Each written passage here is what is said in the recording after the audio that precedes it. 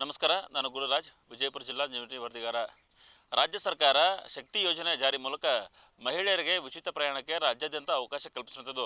ಆದರೆ ಇದರಿಂದ ಮಹಿಳೆಯರಿಗೆ ಎಷ್ಟು ಅನುಕೂಲ ಆಗ್ತಾ ಇದೆಯಲ್ಲ ಗೊತ್ತಿಲ್ಲ, ಆದರೆ ಕಳ್ಳರಿಗೆ ಮಾತ್ರ ಇದರಿಂದ ಬಹಳಷ್ಟು ಅನುಕೂಲ ಆಗುವಂಥ ಪರಿಸ್ಥಿತಿ ವಿಜಯಪುರ ಜಿಲ್ಲೆಯಲ್ಲಿ ನಿರ್ಮಾಣವಾಗಿರುತ್ತದೆ. ಇವತ್ತು ಪೊಲೀಸರು ನಡೆಸಿರುವಂತಹ ಪತ್ರಿಕಾಗೋಷ್ಠಿಯಲ್ಲಿ ನೀಡಿರುವಂಥ ಅಂಕಿಅಂಶಗಳ ಪ್ರಕಾರ ಈ ಕಳ್ಳತನ ಪ್ರಕರಣಗಳು ಹೆಚ್ಚಾಗ್ತಾ ಇದ್ದಾವೆ. ಅದರಲ್ಲಿ ಮುಖ್ಯವಾಗಿ ಈ ಬಸ್ಗಳಲ್ಲಿ ಕಳ್ಳತನ ಆಗುವಂಥ ಪ್ರಕರಣಗಳು ಜಾಸ್ತಿ ಆಗ್ತಾ ಇರುವಂಥದ್ದು.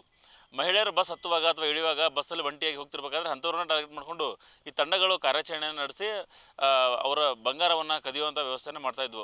ಹೀಗಾಗಿ ಈ ಪ್ರಕರಣಕ್ಕೆ ಸಂಬಂಧಪಟ್ಟಂಗೆ ಒಟ್ಟು ವಿಜಯಪುರ ಜಿಲ್ಲೆಯ ನಿಡಗುಂದಿ ಆಗಿರ್ಬೋದು, ದೇವರಿಪ್ಪರಿಗೆ, ತಿಕೋಟ, ಬಬಲೇಶ್ವರ ಮತ್ತು ಬೇರೆ ಬೇರೆ ಠಾಣೆಗಳಲ್ಲಿ, ಆದರ್ಶ ನಗರ, ಗೋಳಗುಮಠ ಠಾಣೆಗಳಲ್ಲಿ ಸಹಿತ ಈ ಪ್ರಕರಣಕ್ಕೆ ಸಂಬಂಧಪಟ್ಟಂಗೆ ದೂರು ದಾಖಲಾಗಿದ್ವು. ಹಾಗಾಗಿ ಪೊಲೀಸರು ತನಿಖೆ ಬಳಿಕ ಈಗ ಕೊನೆಗೆ 6 ಜನರನ್ನ ವಿರುದ್ಧ ಆರೋಪಿಗಳನ್ನು ಪತ್ತೆ ಹಚ್ಚುವಲ್ಲಿ ಯಶಸ್ವಿಯಾಗಿದ್ದಾರೆ. ಅದರಲ್ಲಿ 5 ಜನರು ಬಂಧಿಸಿದ್ದಾರೆ, ಓರ್ವ ಪರಾಗಿರುವಂಥದ್ದು.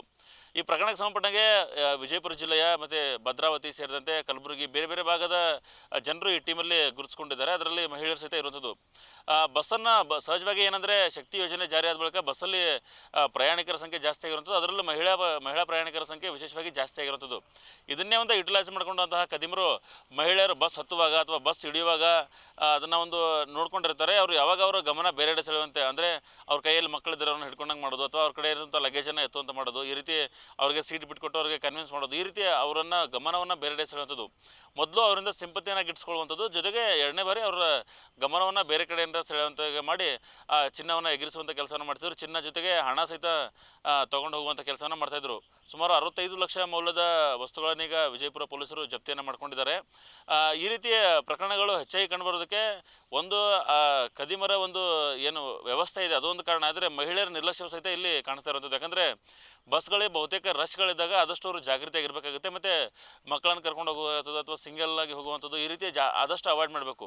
ಅದಕ್ಕಿಂತ ಜಾಸ್ತಿ ಏನಂದರೆ ಬೆಲೆ ಬಾಳುವ ವಸ್ತುಗಳನ್ನು ಅಥವಾ ಸಾರ್ವಜನಿಕ ಬಸ್ಗಳಲ್ಲಿ ಅತಿಯಾಗಿ ರಶ್ ಇದ್ದಾಗ ಅದನ್ನು ಬಳಸಬಾರ್ದು ಅಂತೇಳಿ ಪೊಲೀಸರು ಸಹಿತ ಮನವಿ ಮಾಡಿದ್ದಾರೆ. ಯಾಕಂದರೆ ಈಗ ಸಾಮಾನ್ಯವಾಗಿ ಜಾತ್ರೆಗಳಲ್ಲಿರುವಾಗ ಎಲ್ಲ ಘೋಷಣೆಯನ್ನು ಮಾಡ್ತಿರ್ತಾರೆ, ಅನೌನ್ಸ್ ಮಾಡ್ತಿರ್ತಾರೆ ಪೊಲೀಸರು, ಬೆಲೆ ಬಾಳುವ ವಸ್ತುಗಳನ್ನು ಆದಷ್ಟು ಹೊರ ಕಾಣಂಗೆ ಇಟ್ಕೊಳ್ಳಿ, ಈ ರೀತಿ ಎಲ್ಲ ಅನೌನ್ಸ್ ಮಾಡ್ತಿರ್ತಾರೆ. ಜನರು ಅದನ್ನು ಪಾಲನೆ ಮಾಡಬೇಕು. ಯಾಕಂದರೆ ಎಲ್ಲವನ್ನು ಪೊಲೀಸರೇ ರಿಕವರಿ ಮಾಡಿ ಕೊಡೋಕ್ಕೆ ಆಗೋಲ್ಲ ಪ್ರತಿ ಸರಿನೂ.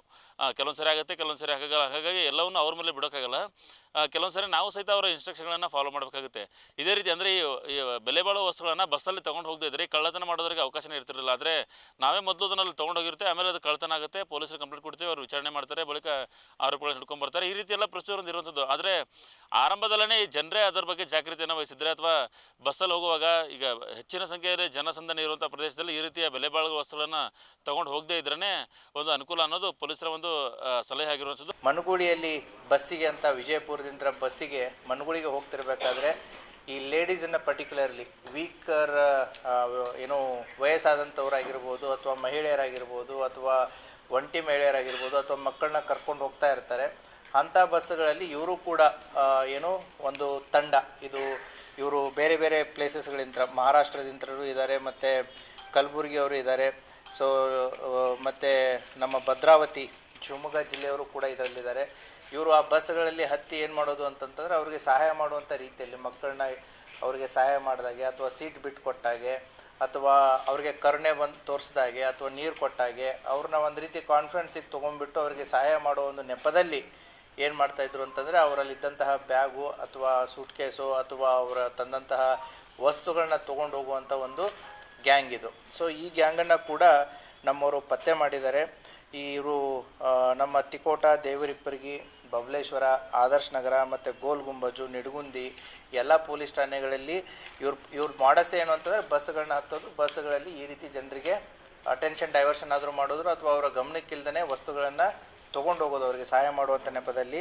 ಹೀಗೆ ಒಟ್ಟು 7 ಪ್ರಕರಣಗಳಲ್ಲಿ ಈ ಒಟ್ಟು 6 ಜನ ಆರೋಪಿತರನ್ನು ಬಂಧಿಸಿ ಅವರಿಂದ ಸುಮಾರು 1 ಕಾರು ಮತ್ತು 426.20 ಗ್ರಾಮ್ ಬಂಗಾರದ ಆಭರಣಗಳನ್ನ, ಹೀಗೆ ಒಟ್ಟು 65 ಲಕ್ಷ ಮೌಲ್ಯದ ವಸ್ತುಗಳನ್ನು ಅವ್ರ ಹತ್ರ ವಶಪಡಿಸ್ಕೊಂಡಿದ್ದಾರೆ. ಹಾಗಾಗಿ ಅವರು ಜಾತ್ರೆಗಳಲ್ಲಿ ಅಥವಾ ಈ ಬಸ್ ಸ್ಟ್ಯಾಂಡ್ಗಳಲ್ಲಿ ಪ್ರತಿ ಸಾರಿ ಅನೌನ್ಸ್ ಮಾಡ್ತಾ ಇರ್ತಾರೆ, ಬೆಲೆ ಬಾಳುವ ವಸ್ತುಗಳನ್ನು ಜಾಗೃತವಾಗಿರಿ, ಏನು ಅನಾಮಿಕ ವಸ್ತುಗಳಿಂದ ಯಾವುದೇ ವಸ್ತುಗಳನ್ನು ಪಡೆಯಬೇಡಿ, ಈ ರೀತಿ ಎಲ್ಲ ಇನ್ಸ್ಟ್ರಕ್ಷನ್ ಕೊಡ್ತಾ ಇದ್ದಾರೆ. ಆದರೂ ಸಹಿತ ಜನರು ಪಾಲನೆ ಮಾಡದೇ ಇರೋದ್ರಿಂದ ಈ ರೀತಿಯ ಪ್ರಕರಣಗಳು ಸಹಿತ ನಡೀತಾ ಇರ್ತವೆ. ಹಾಗಾಗಿ ಇನ್ನಾದರೂ ಜನ ಎಚ್ಚೆತ್ಕೊಂಡು ಬಸ್ಸಲ್ಲಿ ಜರ್ನಿ ಮಾಡುವಾಗ ಅಥವಾ ಜನಸಂದಣಿ ಪ್ರದೇಶದಲ್ಲಿರುವಾಗ ಬೆಲೆ ಬಾಳುವ ವಸ್ತುಗಳನ್ನು ಆದಷ್ಟು ಅವಾಯ್ಡ್ ಮಾಡೋದು ಬೆಸ್ಟ್ ಅಂತೇಳಿ ಇವತ್ತಿನ ಪ್ರಕರಣದಿಂದಾಗಿ ಗೊತ್ತಾಗ್ತಿರುವಂಥದ್ದು. ನಿರ್ಭೀತ, ನಿಷ್ಪಕ್ಷಪಾತ, ವಿಶ್ವಾಸಾರ್ಹ ಸುದ್ದಿಗಳಿಗೆ ಮತ್ತೊಂದು ಹೆಸರಾಗಿರುವಂತ ನ್ಯೂಸ್ 18 ಕನ್ನಡ ಈಗ ಆಪ್ನಲ್ಲೂ ಲಭ್ಯವಿದೆ. ದಯವಿಟ್ಟು ಇಲ್ಲಿರುವ QR ಕೋಡ್ ಅನ್ನ ಸ್ಕ್ಯಾನ್ ಮಾಡಿಕೊಂಡು ಆಪ್ ಅನ್ನ ಡೌನ್ಲೋಡ್ ಮಾಡೋದಕ್ಕೆ ಮರಿಬೇಡಿ. ನಿಮ್ಮ ಬೆಂಬಲ ಹೀಗೆ ಸದಾ ನಮ್ಮೊಂದಿಗಿರಲಿ. ಧನ್ಯವಾದ.